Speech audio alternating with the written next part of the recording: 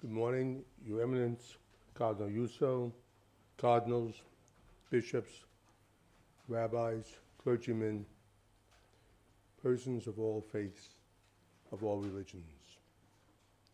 Dear friends of the Pontifical Gregorian University, thank you all for being here with us on this auspicious occasion and at this singular and prestigious institution.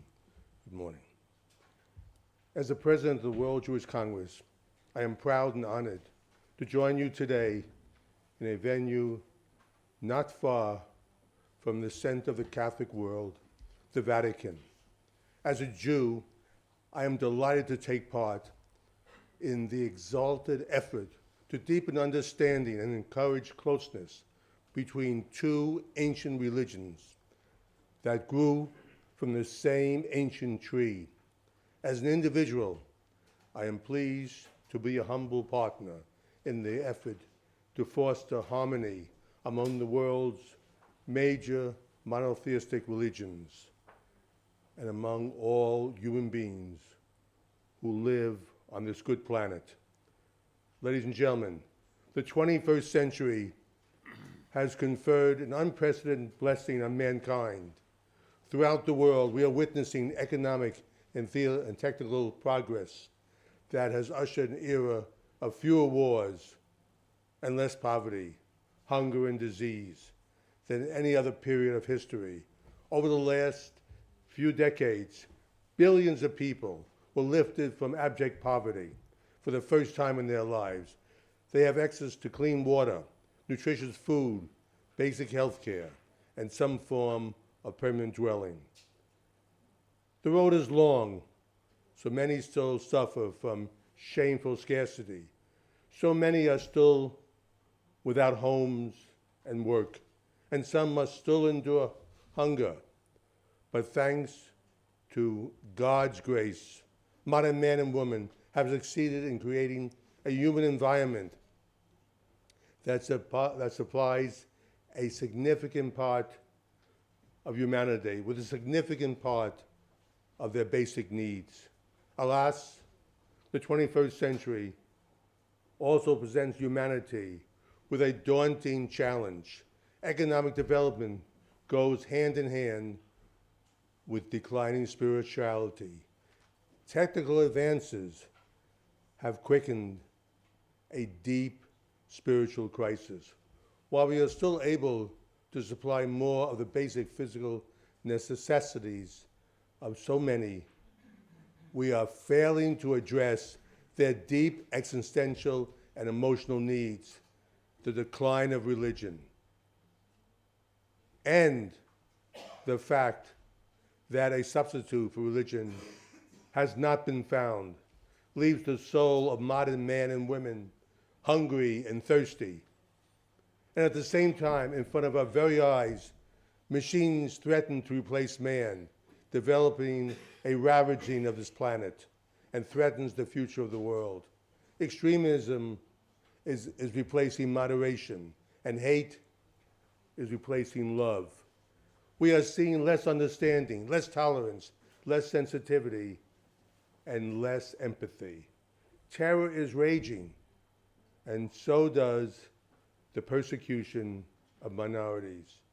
Indeed, at a time that humanity should and can unite for the good, it often splinters, quarrels, and exposes itself to the temptations of evil.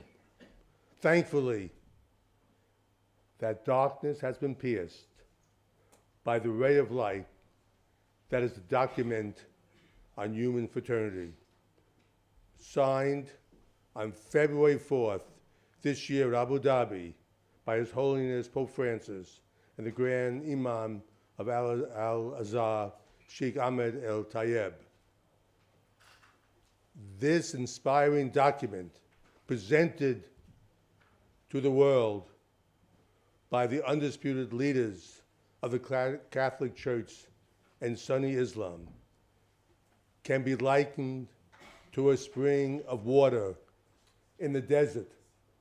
It heralds the adoption of a culture of dialogue as the path, mutual cooperation as the code of conduct, reciprocal understanding as a method and standard. It calls on world leaders to work strenuously to spread the culture of tolerance and of living together in peace. It emphasized the value of peace, justice, goodness, beauty, human fraternity, and coexistence. It anchors a salvation for all. It rejects terrorism and defines it as a deplorable, non-religious phenomena that threatens the security of all people and disseminates panic. Dear friends, in the name of world Jewry, I can tell you that the Abu Dhabi Declaration is a defining international document that we Jews deeply respect. We share its basic values, and we endorse its basic principles. Let me repeat this again. We share its basic values, and we endorse its basic principles. We admire the inspiring vision it embodies and reflects. For us, too, the Human Fraternity Declaration is a guide for a better future, which will nurture the human spirit, protect the human environment, and promise that the future of humanity will be moral and humane. Ladies and gentlemen, the book of Leviticus tells us, do not seek revenge or bear a grudge against anyone among your people, but love your neighbor as thyself. Love thy neighbor as thyself. This noble biblical command establishes a tripartite link between God, the self, and the other. Under God, we must all treat others as we would treat ourselves. Hillel the Elder was the president of Sanhedrin, a remarkable Jewish scholar who preached tolerance, compromise, and kindness. When he was asked by a non-Jew who wished to convert, what is Judaism? He answered straight away, what is hateful to you, do not do to another. That is the whole of the Torah. Again, love thy neighbor as thyself is the abstract universal command. What is hateful to you, do not do to another is a practical universal command. They complete one another. Their essence is one. We are all sons and daughters of God. And because we are sons and daughters of God, we are brothers and sisters. Human fraternity is the core of our existence. Human fraternity should always guide our reactions. The concept of human fraternity has immediate implications for our world and our time. Firstly, we must counter hate. Racism is absolutely unacceptable. We must eradicate it. Anti-Semitism is absolutely unacceptable. We must eliminate it. Islamophobia is absolutely unacceptable. We must erase it. Attacks on Christian communities and on the Christian individuals are absolutely unacceptable. We must stop them and prevent their reoccurrence. But the campaign against racism, anti-Semitism, Islamophobia, and anti-Christian attacks will be infinitely more effective if it is united. Christians should lead the defense of Jews and Muslims. Muslims should lead the defense of Christians and Jews. Jews should lead the defense of Muslims and Christians. And we must all stand together against racism. The horrifying events in Christchurch, New Zealand, Sri Lanka, and Pittsburgh should serve as a warning sirens They require us to rise to the challenge, to unite in a universal, all-out effort against hate. Secondly, we must safeguard freedom of worship. Every person has the right to choose his faith and live in accordance with this faith. In a world of globalization, immigration, and multicultural societies, one person's faith is often practiced alongside another's. This is why we must make every effort to respect the religious practices of others and allow every man and woman to fulfill their faith and stand before God as they choose. Every one of the monotheistic religions must deeply respect the other. Every one of the monotheistic religions must protect the house of prayer of the others. And in places where the holy sites are located alongside and across one another, we must show tolerance, caution, and understanding. We must not allow one faith to harm or trample the others.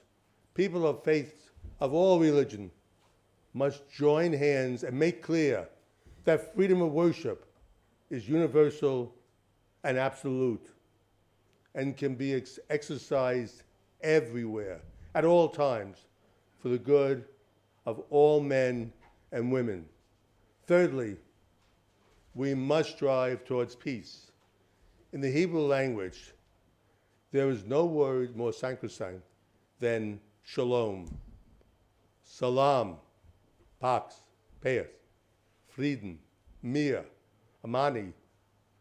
The prophecy of the ancient prophets is peace. The prophet of Jesus is peace.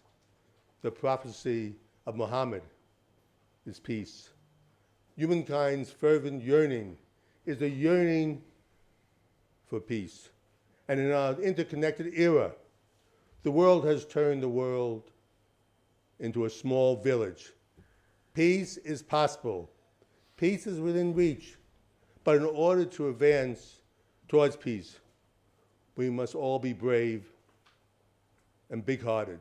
We must all tend to the wounds of the past and try our best to heal them. We must recognize all feelings of pain, suffering, injustice, and rage, and attempt to soothe them. We must make every effort to address the terrible misery of so many people in Asia, Africa, and also the Middle East by widening the circle of prosperity and liberty. And we must endeavor to end the conflict in the Holy Land with a two-state solution. We must rise above egocentrism, social status, and nationalism, and show solidarity with those who are not blessed with all that we have been blessed with. We must try to build a new world order based on collaboration, humility, and dignity. We must not allow our new capabilities to lead us to build a new tower of Babel. We must not allow ourselves to bring upon humanity a new flood. We must remind ourselves that at our core, we are Adam and Eve, the sons and daughters of Adam and Eve. And the sons and daughters of Adam and Eve, we must all of us, the wealth that was bestowed upon us to create a world of justice and peace, a world of human fraternity. Thank you very much, and may God be with us all. God bless. Thank you.